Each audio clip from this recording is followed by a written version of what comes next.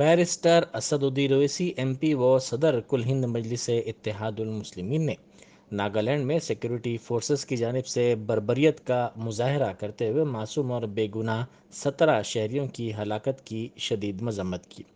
उन्होंने इस मसले को पार्लियामेंट में वक्फे सवालात के दौरान उठाते हुए इन अफराद को खिराज पेश किया और कहा कि मुसल्लह फोर्सेस के खुसूसी इख्तियारात वाला कानून अफसपा दबाने और कुचलने के साथ साथ मुनाफरत की अलामत बन गया है। इसको फौरी तौर पर मनसूख करना चाहिए।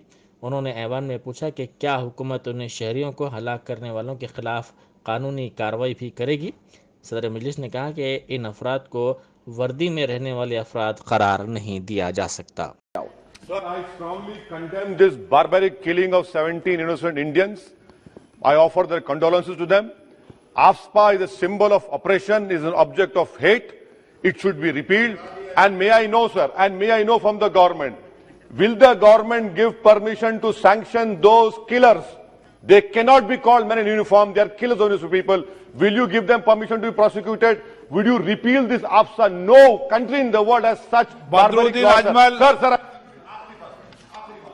मेरी सरकार से ये मुतालबा है कि आप 31 दिसंबर के बाद डिस्टर्ब एरियाज एक्ट मत इंक्रीज करें नागालैंड में। क्या इन्फॉर्मर का सर आखिरी, क्या ये इन्फॉर्मर का ताल्लुक चीन से था? क्या करें सरकार जिम्मेदारी होगी सर।